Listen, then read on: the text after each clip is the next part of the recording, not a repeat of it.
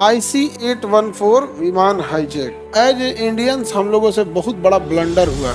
Airport जो होता है वो हाईली सिक्योर एरिया होता है, लेकिन हर सिस्टम के कुछ लूप होल्स होते थे। उस समय वो खोल के अब घुस गया सब। अब पायलट के खोपड़िया पे लगा दिया सब बंदूक। दो चार को था समझ में बाहर खड़ा हो गया सका, कोई बोले धुन देंगे यहाँ पे। अब तो दहशत फैलाने के लिए एक पायलट को मार के मुंडिया फोड़ दिया सब, बंदूक के हैंडल से मार के फोड़ दिया सब। ब्लड आने लगा तो बेचारा तबीयत खराब होने लगा। कराई उसकी तबीयत खराब हो गया, अभी तो मरने वाला है, तबीयतें खराब हुई है। कहा कि लाहौर तक तो नहीं जा सकते, उतना फ्यूल ही नहीं है। इतना तो पायलट समझाने में कामयाब रहा कि भाई आप लोग आतंकवादी हो, लेकिन इतना तो पढ़े होगे कि भैया फ्यूल कितना देंगे, इतना क्षमता ही नहीं है टैंक का, तो कहाँ तक जा सकते हो, दिल्ली नहीं जाने देंगे। लेकिन कितना रिस्क लिया था पायलट, 2 घंटा उतार दिया। तो भारत की सुरक्षा एजेंसियों ने कहा कि हमें तो पता था कि इसमें फ्यूल ही नहीं है, हम आश्वस्त थे कि ये उड़ ही नहीं सकता है, इसलिए हम कमांडो ऑपरेशन की तैयारी कर रहे थे। तब इन सब को आभास हो गया आतंकवादियों को कि कुछ गड़बड़ है। कहा कि चल उड़ उड़ यहाँ से उड़। कहा सब फ्यूल नहीं है। कहा फ्यूल नहीं है उससे क्या मतलब, उड़। कहा नहीं उड़ सकते हैं। तो दूसरा पायलट को मार के बेचारा को और पूरा खून खून कर दिया है। तो मजबूरी में उड़ाना पड़ा, कनपट्टी पे बंदूक रख। तो सुरक्षा एजेंसी देखते रहे, दहा दहा उड़ गया।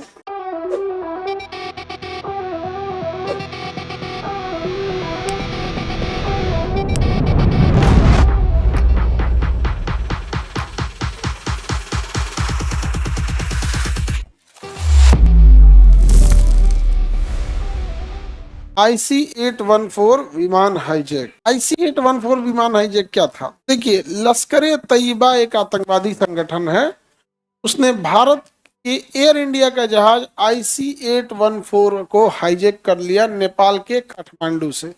कहाँ से हाईजैक किया? नेपाल के काठमांडू से। और हम एज ए इंडियंस हम लोगों से बहुत बड़ा ब्लंडर हुआ। देखिए, एयरपोर्ट जो होता है वो हाईली सिक्योर एरिया होता है, लेकिन हर सिस्टम के कुछ लूप होल्स होते थे। जैसे अगर कोई एयरपोर्ट के अंदर बैठा है तो ये मान लीजिए कि उसकी सिक्योरिटी चेकिंग हो गई है और रियली उसकी सिक्योरिटी चेकिंग हो जाती है, तभी वो एयरपोर्ट के सिक्योरिटी के आगे वाले एरिया में जाता है। आप एयरपोर्ट की अगर बनावट देखेंगे तो उसकी जो टर्मिनल होती है, टर्मिनल मतलब जिसमें आदमी बैठता है, यहाँ पे अगर एयरपोर्ट की बनावट अगर आप देखेंगे तो हम लोग को कुछ एरिया में जाना अलाउ होता है और कुछ एरिया में हम नहीं जा सकते हैं। जैसे एक होता है रनवे, क्या होगा, ये हो गया रनवे, ठीक है, यहाँ हम नहीं जा सकते, रनवे पे हम लोग नहीं जा सकते हैं।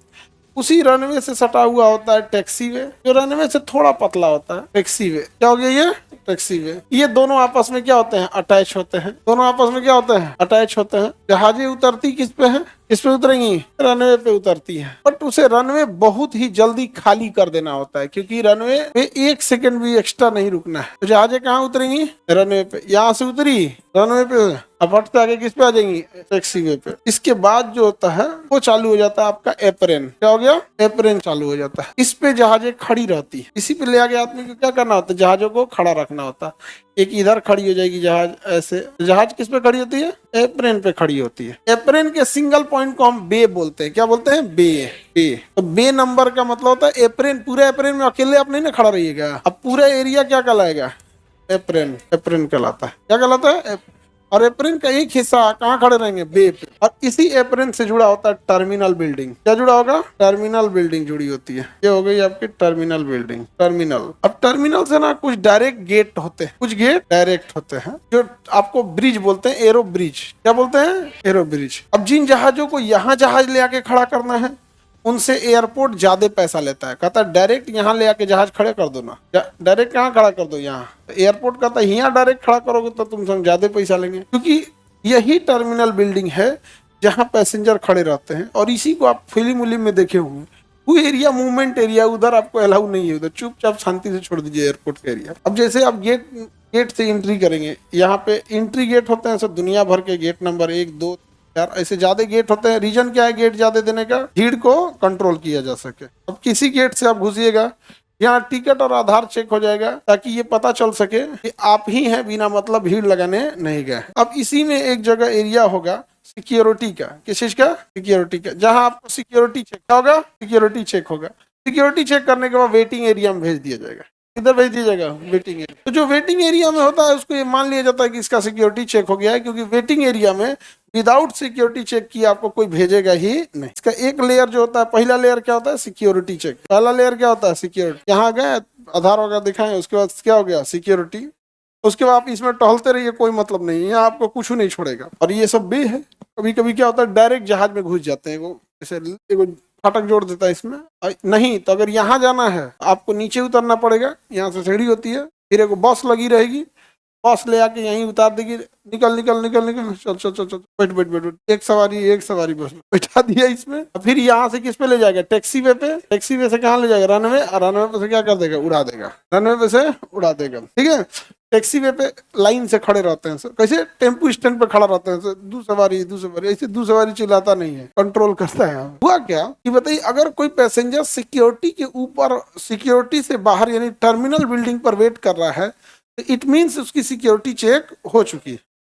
जैसे कई बार क्या होता है कि आप किसी एयरपोर्ट पर उतरे और आपको वहां से दूसरी फ्लाइट पकड़नी, जैसे आपको यहाँ से जाना है बागडोगरा, सिलीगुड़ी जाना है, तो आप पटना से डायरेक्ट सिलीगुड़ी नहीं जा सकते, आपको कोलकाता जाना पड़ेगा, कोलकाता से दूसरी फ्लाइट लेनी पड़ेगी। आपकी फ्लाइट उतरेगी रनवे पे, आएगी टैक्सी वे, उसके बाद एप्रेन पे आपको उतारेगा। अगर बाहर रुके हैं तो बस में उतार के बैठाएगा, और डायरेक्ट एरो ब्रिज से जुड़े हैं तो इसमें ले आ देगा।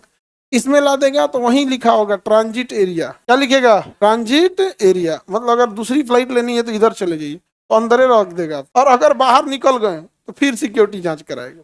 क्या करेगा फिर, पहले ऐसा नहीं होता। पहले क्या हुआ, हालांकि देखिए सिक्योरिटी में कोई कमी नहीं थी, गड़बड़ाया कहाँ से, नेपाल से प्लेन कैसे हाईजैक हो गया, समझिए। सिक्योरिटी में कोई कमी लग रही है क्या, जो ट्रांजिट कर रहा है उसकी सिक्योरिटी चेक करना जरूरी है। ऑब्वियस बात है कि वो कहीं से उतरा है और यहाँ आके बैठा है अंदर एरिया में, बाहर नहीं निकला है, तो इसका मतलब अंदर उसकी सिक्योरिटी क्या है, चेक हो चुकी है।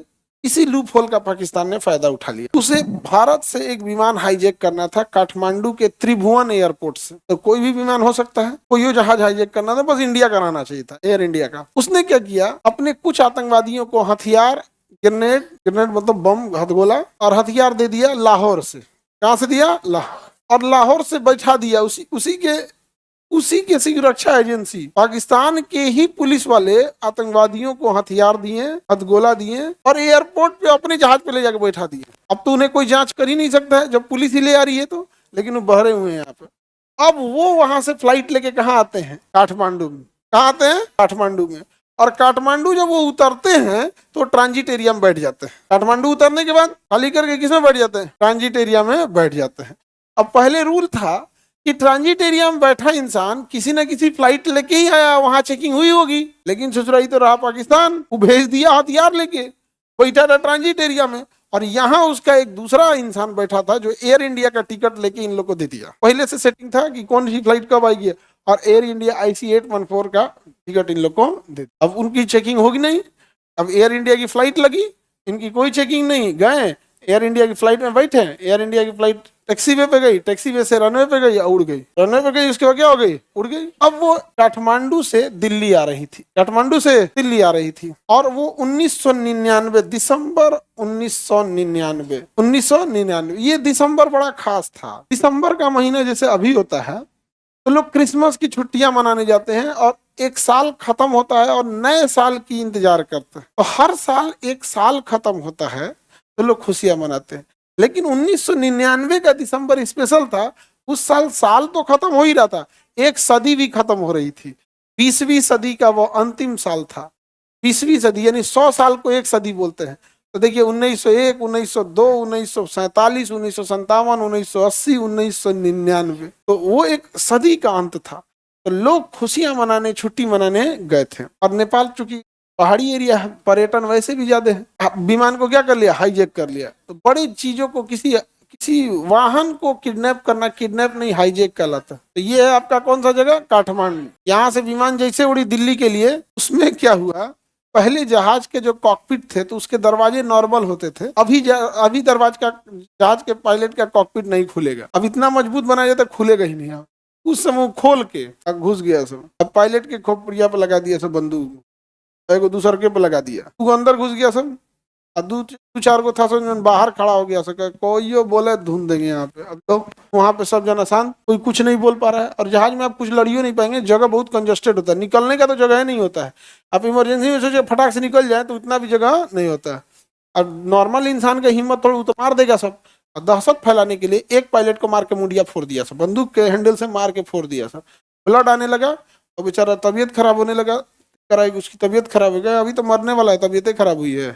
पायलट डर गया। जो पैसेंजर एरिया था जहाँ पे लोग बैठे थे, वहाँ एक नया नया शादी हुआ पर रिपन कतियाल का, और वो अपनी पत्नी के साथ छुट्टी मनाने गए थे काठमांडू, और वहां पर उनकी पत्नी के सामने ही चाकू मार दिया, रिपन कतियाल को चाकू मार दिया और वहीं छोड़ दिया केबिन में ही, मतलब जहाँ सारे पैसेंजर बैठे रहते हैं, ताकि सारे लोगों में दहशत फैल जाए। अब यहाँ से गलती नंबर भारत की, सुनो ध्यान से। कैसे तो भारत में बोका थे सब, उस सबका जो फ्यूल भरा जाता है वो जरूरत से ज्यादा फ्यूल नहीं भरा जाता है, क्योंकि विमान में ज्यादा फ्यूल भरी जाएगा, विमान भारी हो जाएगा, बिना मतलब माइलेज कम देगा, फ्यूल ज्यादा बर्न करेगा।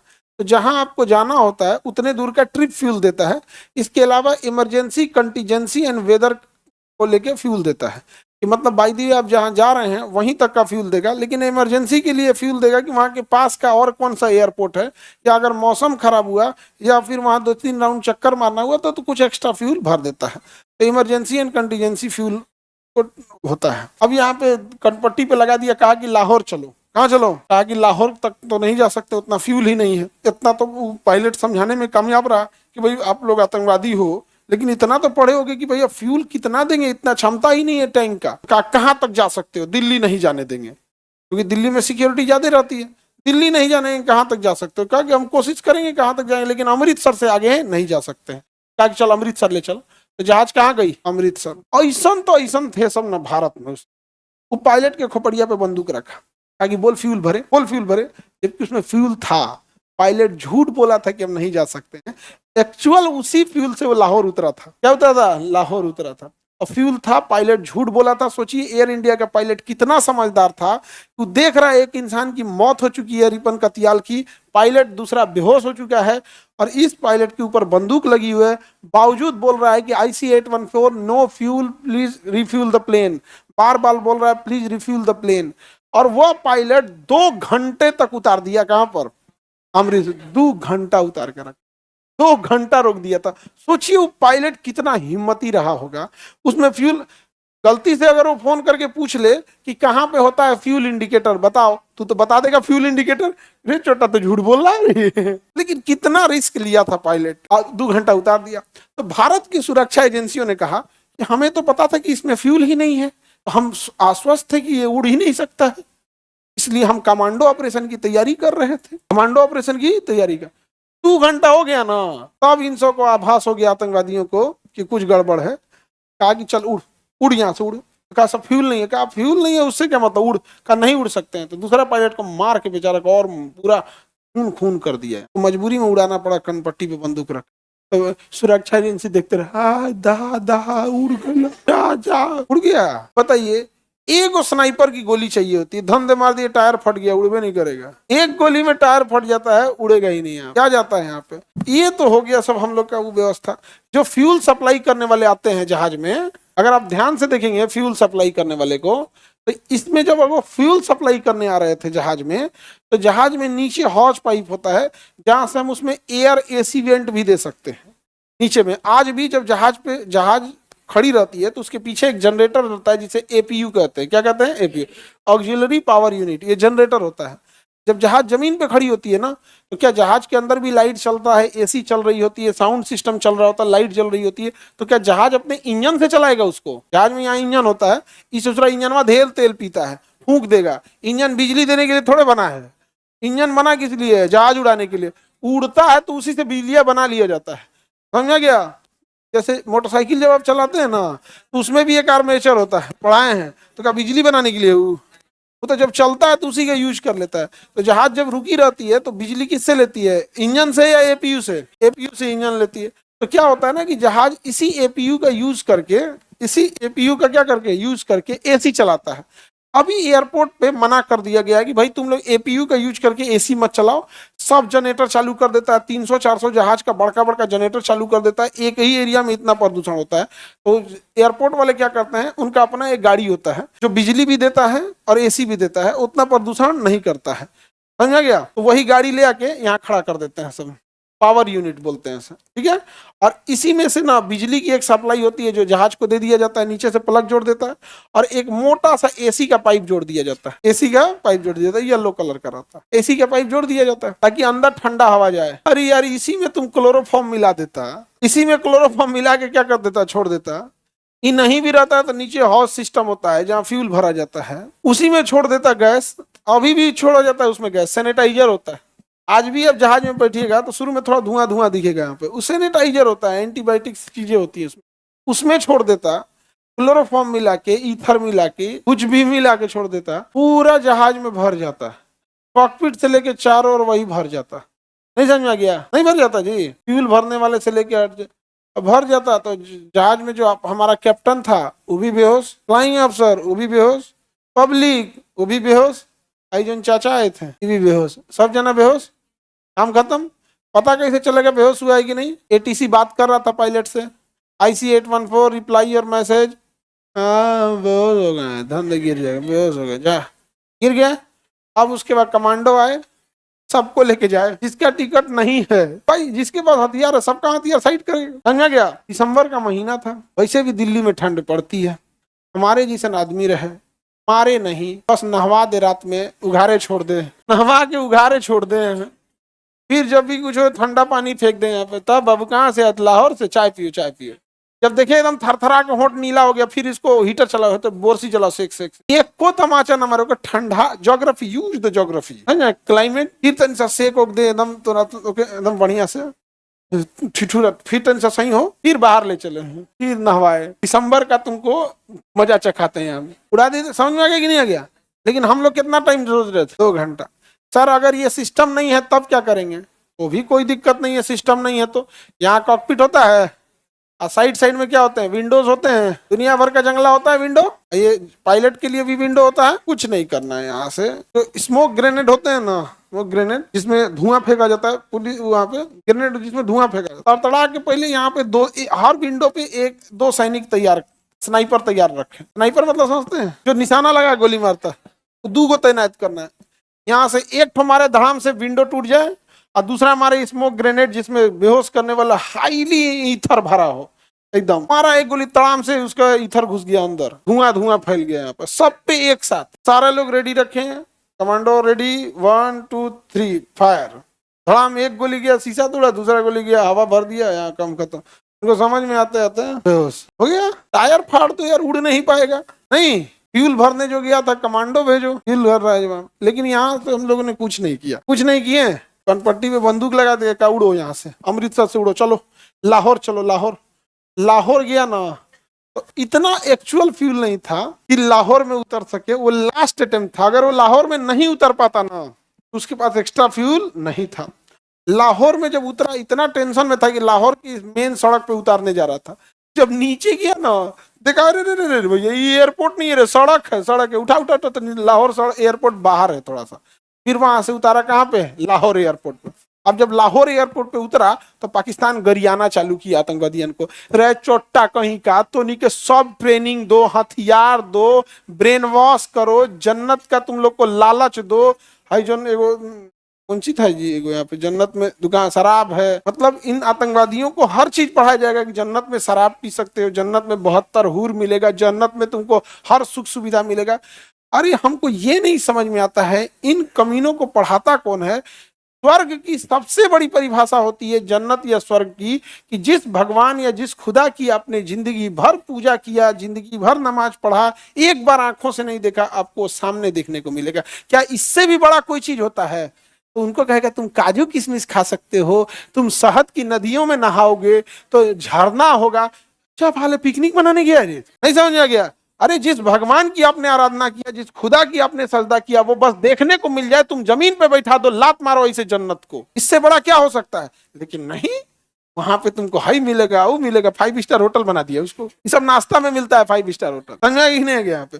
लेकिन बेचारा आतंकवादी से कभी 5 स्टार होटल गया नहीं, सब गया तो बम फोड़ के चला गया। जितना उसको समझाया गया सुविधाओं के बारे में, वो 5 स्टार होटल में इजीली अवेलेबल होता, नहीं समझे, सब चीज एकदम लेकिन ले जाकर तोड़ दिया। अब पाकिस्तान गरियाना चालू किया कि रे चोट्टा तुम लाहौर काहे लेके चला है, तो बताया कि साहब ऐसा ऐसा मैटर था, हम कौन ची करते हैं यहाँ पे, कि 2 घंटा से फ्यूल भरवाने के लिए रुकल था, तो कैसा हुआ हम इंडिया का बॉर्डर छोड़ के आए, तो कहा जल्दी फ्यूल भर। 10 मिनट में पाकिस्तान फ्यूल भर दिया, क्या भरा, फ्यूल भरा, अका भाग यहाँ से, भाग भाग, नहीं तो पूरी दुनिया हमको बोलने लगेगी। कहा कि अब हम लेके जाते हैं अफगानिस्तान के कंधार में, एक्चुअल ले जाना था अफगानिस्तान के कंधार। अफगानिस्तान वाला कहा सबकी, या भाई हमारे यहाँ तो बिजली नहीं है, रात में जहाज उतरेगा कैसे, लाइट नहीं चाहिए होता है उसके लिए, आगे लाइट नहीं है, कहा तब दुबई चलो, दुबई चलो, ले गया कहाँ पे, दुबई में, कहाँ गया, दुबई। तब भारत सरकार कह रही है दुबई सरकार को, इट्स माय रिक्वेस्ट प्लीज हमें कमांडो कार्रवाई करने का मौका दिया जाए।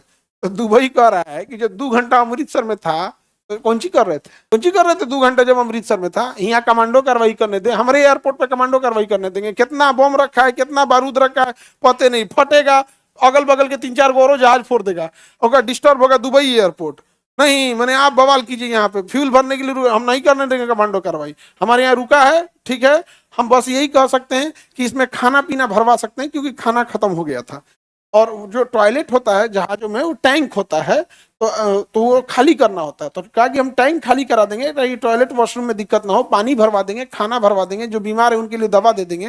तब तक पता चला जिनके चाकू मारा गया था रिपन कतियाल को ना, मौत हो गई थी ब्लीडिंग से, जख्म से नहीं, मार के चाकू चाकू सहित छोड़ दिया था, सब ब्लीडिंग से मौत हो गई थी। तो दुबई ने कहा कि हम वो नेगोशिएशन कर रहे हैं कि वो बॉडी दे दे, बॉडी दे दिया। दुबई रात भर जहाज दुबई में खड़ी थी। क्या लगता है आतंकवादियों को नींद नहीं आ रही होगी, वो भी इंसान थे सब, ऐसा नहीं है कि उनमें थकान नहीं होता है, समझ आ रहा है कि नहीं आ रहा है। सुबह उठा सब, पायलट को कहा सो सो सो, पारा पारी वो जग रहा था, आतंकवादियों को हालत करा था, अरे यार कितना देर से अभी तक निश्चय पूरा नहीं हुआ, या खुदा सुबेरे हुआ। तो अब यहाँ से उड़ान भर के कहाँ गया सब, अफगानिस्तान, कहाँ गया सब अफगान, और वहां बैठ के ने कहा कि हमारे दिल्ली के तिहाड़ जेल में बंद आतंकवादियों को छोड़ा जाए। 4 दिन तक बहुत बवाल हुआ, फिर अजीत डोभाल एनएसए को भेजा गया था कि आप जाके ले आइए, यहाँ हमसे दोबारा गलती हुई। अजीत डोभाल साहब अच्छे हैं सब कुछ, लेकिन आज हमें यहाँ भाषण देना आसान लगता है, लेकिन जो वहाँ रियल सिचुएशन फेस कर रहा होगा उसको सच में प्रॉब्लम हुआ होगा। लेकिन एक मिस्टेक हुई थी अजीत डोभाल साहब से, अरे कुछ नहीं होता है उसको,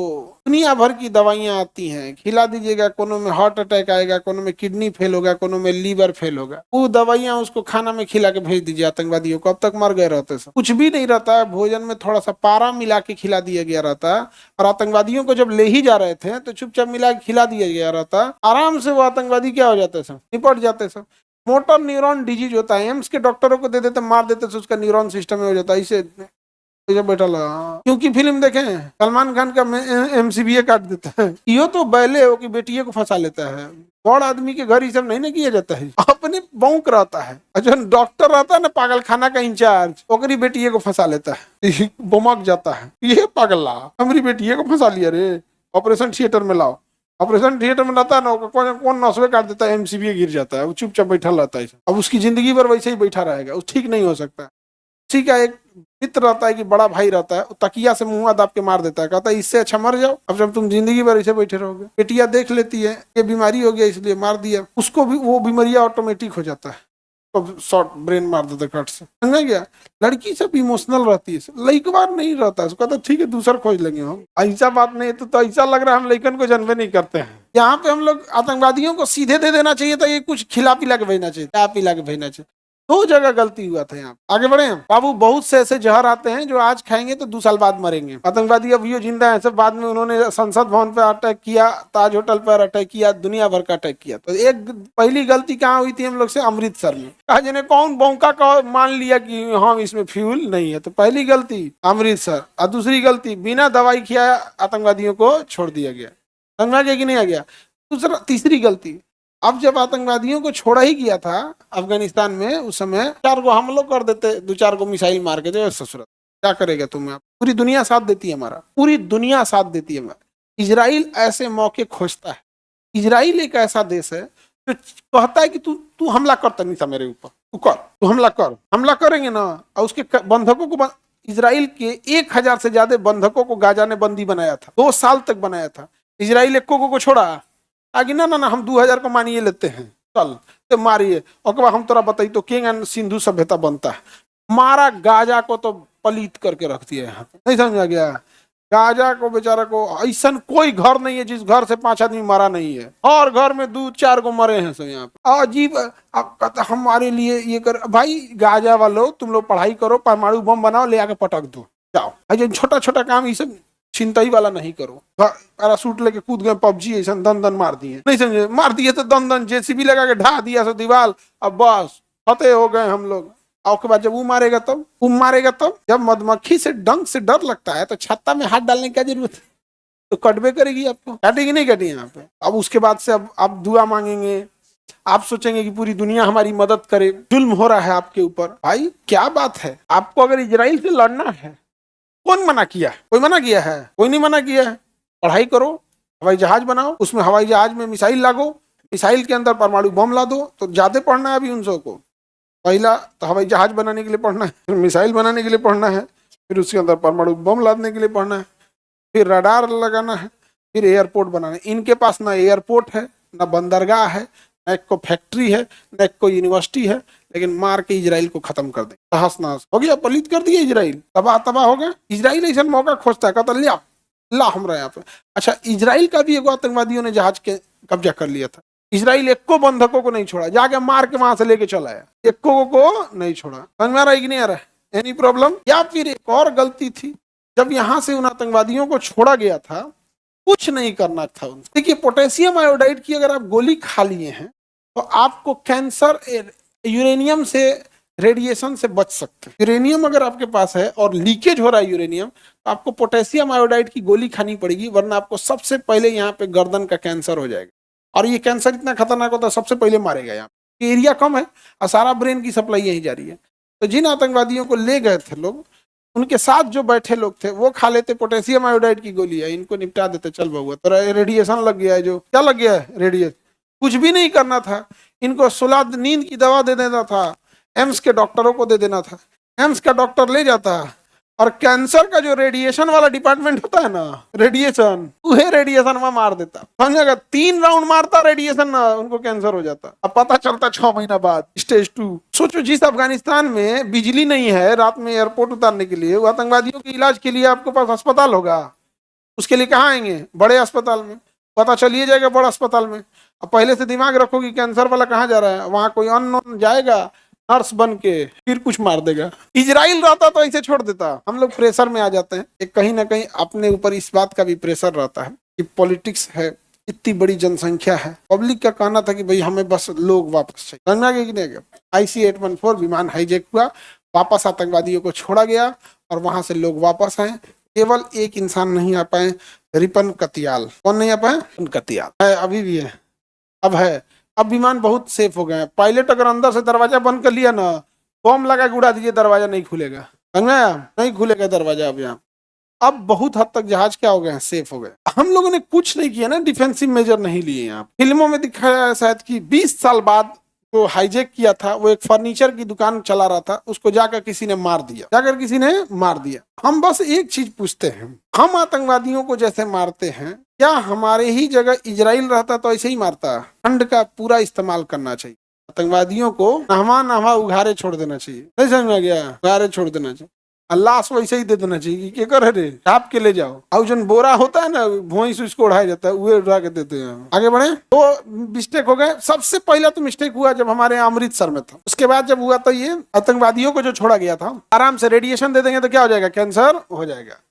आपके हाथ में रेडिएशन, गामा रेडिएशन दे देंगे तो 100% गारंटी है क्या होगा, कैंसर होगा ही होगा। तुरंत पता चलता है। 3-4 जगह दे दे, गर्दन में, ब्रेन में, लीवर में। समझ में आ गया कि नहीं आ गया? आगे बढ़ते हैं। पहलगाम में इतना खुलेआम मारा सर, अभी और मारना चाहिए था। ऑपरेशन सिंदूर में और मारना चाहिए, थोड़ा रहम नहीं करना चाहिए पाकिस्तान के ऊपर। ये अगर हम सोचेंगे कि उस पर रहम कर देते, ये बेवकूफी हो जाएगी। उस पर रहम करने की जरूरत नहीं है, 1 करोड़ को मारना चाहिए। आगे बढ़े। मेन इसमें कल्प्रिट था मौलाना मसूद अजहर, और एक और आदमी था जिसका नाम था अब्दुल मोमिन। तो सुप्रीम कोर्ट ने फांसी की सजा सुना दी। IC-814 हाईजैक समझ में आ गया। तब से जहाजों में बहुत स्ट्रिक्ट रूल आ गई कि अब ट्रांजिट भी करिएगा तो आपका सिक्योरिटी चेक होगा। अब आप समझिए ध्यान से, इन चोटों के वजह से ना जहाज का नियम बदल गया। अब अगर मान के चलिए आप यहाँ से गए दिल्ली और दिल्ली से जाना है आपको बंबई, ठीक है, तो आपकी जहाज दिल्ली एयरपोर्ट पे उतरी, टैक्सी वे होते हुए एयरप्लेन पे आई, अब आप आ गए किसमें, टर्मिनल पे। अब यहाँ आपको ट्रांजिट करना है ना, तो ट्रांजिट के टाइम फिर एक छोटा सा सिक्योरिटी काउंटर होगा, क्योंकि ये मेन क्राउड के लिए तो है नहीं, ट्रांजिट क्राउड के लिए फिर चेकिंग होगा, एग्जैक्ट वैसे ही जैसे सबके लिए होता है। इसकी वजह से ये नियम बना, आतंकवादियों को ऐसे नियम बन गया। आगे बढ़े, देखो बाबू इंडिया है, यहाँ सब लोग जल्दी जल्दी भूल जाते हैं सब बातों को, समझे। उसी पाकिस्तान से हम लोग मैच खेल लिए, उसी पाकिस्तान से क्या कर लिए, मैच खेल। अच्छा, ये मैच खेलने वाले को ये नहीं बुझाया था कि क्रिकेट है, इसमें एक कैच छूट गया या एक कोई बैट्समैन टिक गया या कोई एक बॉलर अच्छा परफॉर्म कर दिया, पूरा खेल पलट देता है। एक ही इंसान का तो कोई एक बढ़िया कैच पकड़ लिया तो खेल पलट जाता है। आप देखिए जब हम लोग इसमें जीते थे, कौन सा वर्ल्ड कप, T20, तो सूर्य कुमार यादव ने जो कैच लिया था, वो कैच थोड़ी था, पूरा का पूरा ट्रॉफी था वो। तो एक बढ़िया कैच, एक बढ़िया बॉलर अगर टिक गया, 2-3 विकेट निकाल दिया, या कोई एक बैट्समैन टिक गया, तो पूरा मैच बदल जाता है। एक हम लोग का पाकिस्तान से दुश्मनी, उस पे से ले आके रख दिया सभी किस पे, मैच पे। बाय द वे उधर से एक वो टिक जाता तो हम लोग हार भी सकते थे और घनघोर बेइज्जती होता। इन गधों को ही नहीं बुझा रहा है, पैसा के लिए मैच करा दिया सब। सबसे खराब लगता है हमको, दिस इज इंडिया। भारत को भारतीयों ने तकलीफ पहुंचाया है। और ये क्रिकेटर, अरे तुम क्रिकेटरों को कहते हैं कि हिंदुस्तान ने क्या तुम्हें कम प्रेम किया, मना कर देते मेरी तबीयत ठीक नहीं है, हम नहीं खेलना चाहते। एटलीस्ट बीसीसीआई पर इस बात का प्रेशर होता है कि हम क्रिकेटर हैं, तुम्हारे बाबूजी के नौकर नहीं है। तो भाषा को कंट्रोल कर रहे हैं, क्योंकि उन लोग का भी क्या है ना। तो हम आपसे पूछते हैं, आप क्रिकेटर रहते तो आप खेलते हैं? हार में जाओ, सोचा तो नहीं खेलेंगे। बीसीसीआई माने कौन चीज, गलत हुआ था। अगर सोचो, अगर ये कितना बड़ा रिस्क ले रहा था, अगर हार जाते लोग तब क्या होता, और बेइज्जती होता ना। और क्रिकेट है, इसमें हार जीत तो लगी रहती है, मतलब एक इंसान मैच पलट सकता है, एक इंसान क्या हो सकता है, मैच पलट सकता है। साउथ अफ्रीका मारा था 434 की 436 रन, ऑस्ट्रेलिया मारा था। पूरी दुनिया कह रही थी कि कोई नहीं जीत सकता है, और साउथ अफ्रीका मार के जीत गया। ये आज से हम बता रहे हैं 20 साल पहले की बात, जब हम लोग का जमाना चलता, हम उस समय हम लोग जवान थे। 436 या 437 रन ऑस्ट्रेलिया मारा था, और साउथ अफ्रीका ने उसको मार के चेस करके जीत गया। और क्रिकेट खिलवा रहा है। तो IC-814 हाईजैक समझ में आ गया। किस कोचिंग के आतंकवादी थे सब, जैसे मोहम्मद और लश्कर तैयबा, ये सब वहां का कोचिंग है। समझ में आ गया कि नहीं गया? सबका अलग अलग सिलेबस है। आतंकवाद, हाँ आतंकवादी कोचिंग है। सबसे बड़ा कोचिंग का मंडी मुजफ्फराबाद में है। उस कोचिंग में एडमिशन कैसे मिलता है? अच्छा, अब अफजल गुरु वगैरह आतंकवादी हमला कर दिया था, उसके बाद ही तो पढ़ा दिए हम आपको IC-814 हाईजैक। को दिक्कत, इस आतंकी संगठन ने 26 नवंबर 2008 को ही ताज होटल पर नरीमन हाउस तथा CST रेलवे स्टेशन में हमला किया, जिसे NSG कमांडो ने ऑपरेशन ब्लैक टॉर्नेडो से समाप्त किया था। समझा गया कि नहीं आ गया? अब सोचिए, इस नरीमन हाउस के पास, यहाँ कैफे लियोपोर्ड था, नरीमन हाउस के पास एक हाउस था, वहां पे इजरायली रहते थे, यहूदी रहते थे, और यहूदियों को भी बंधक बना लिया गया। इतना दुख हुआ ना। इजराइल अजमल कसाब को आतंकवादी नहीं माना, इजराइल अजमल कसाब को आतंकवादी नहीं माना। इसलिए भारत सरकार भी हमास को कोई हम आतंकवादी नहीं मानते। भारत सरकार नहीं मानती। नहीं समझ में गया? कौन नहीं मानता है? भारत सरकार। भारत सरकार का कि हम आतंकवादी नहीं मानते। इजराइल का हिजबुल्ला आतंकवादी है, आगे ना हम नहीं मानते। तोरा से जरूरत नहीं थे, अजमल कसाब को आतंकवादी मन भी नहीं किया है। तो नौकर हैं हम लोग, और हम लोग को क्या है भैया, देश मानेगा हम भी मान जाएंगे, देश नहीं मानेगा हम देश से बड़का है, देश से बड़ा नहीं। कोई भी इंसान देश से बड़ा नहीं होता। एगो हमरा कह रहा था, खान सर कह रहे हैं हमास आतंकवादी नहीं है। अरे बैला कहीं कहीं, जयशंकर साहब कह रहे हैं हम नहीं है। बैल कहीं का, बताइए, हम विदेश नीति बनाते हैं, पकलोल कहीं का। तो होता नहीं है तो लोग उसको गरियाया, रे पगला ऊ का है बोलेंगे। तू जयशंकर साहब बोल दे, हम ट्रंपा को बोल दे आतंकवादी, हमको क्या जाता है बोलने में।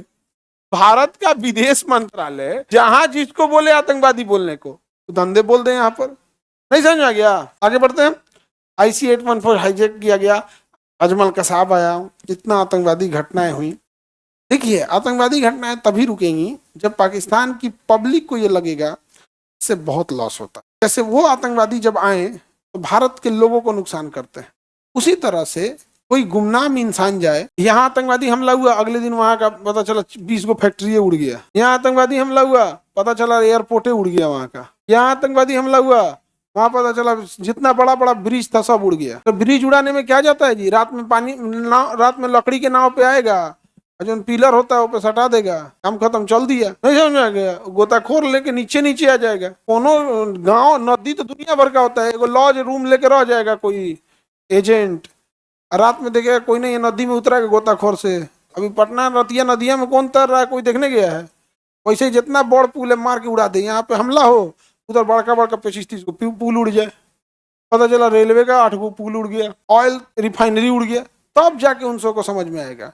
इधर हमला हुआ उधर बिजली घर उड़ गया। ऐसे नहीं होगा, ऐसे पाकिस्तान होगा नहीं। हम जैसे आदमी को दे दे, नहीं समझ में आया? बाप रे बाप, जमराज साक्षात आ जाएंगे। ऐसा हमारा अब माया लग रहा है, कर दीजिए आप। हम कहे जाते हैं कि नहीं, एक साइड से काट काट के और ओकरे से दूसरे साइड से तावा पे भुनवाए, ओकरे से कटवाई काट ऐसे तो चारों उंगलियां कट, चल भून एक भुजवाए, फिर चम्मच लगा के ओकरे खियाए। अपन अपन एक साइड से खत्म करते जाए, तनी तनी डेली नाश्ता में। रोटी हम लोग देंगे, रोटी दाल चावल हम लोग देंगे, नॉनवेज अपना ही खाएगा, कंप्लीट एचएलए मैच करेगा। आपको पाकिस्तान दे दिया जाए तो क्या करिएगा भाई? देखो ये कुछ इंसान होते हैं उनको फिक्स होता है, हमको पता है ज्यादा झमेला नहीं है। 25 करोड़ लोग वहां रहते हैं, सबको मार दो, पाप पड़ेगा, ठीक है हमरा पड़ेगा। पैसा कौन मार, स्वर्ग में जाने वाला है, नरक में दबदबा कितना रहेगा। कुल डराएगा सब, छोट मोट गुंडा, और यारी 25 करोड़ को मार के आया, वो देश से साफ किया है, वो में दबदबा में आदमी चलेगा धौस में एकदम। क्या समझता है रे यहाँ पे? अच्छा दूसरा कितना अजीब लगेगा, जो 25 करोड़ को मारे हैं लोग, वो सब नरके में मिलेगा सब। वहां भी डराई लगे, छोड़ दीजिए ना प्लीज, हमसे गलती हो गया। इक्को को नहीं छोड़ो, चाहे वो छोटा हो या बड़ा।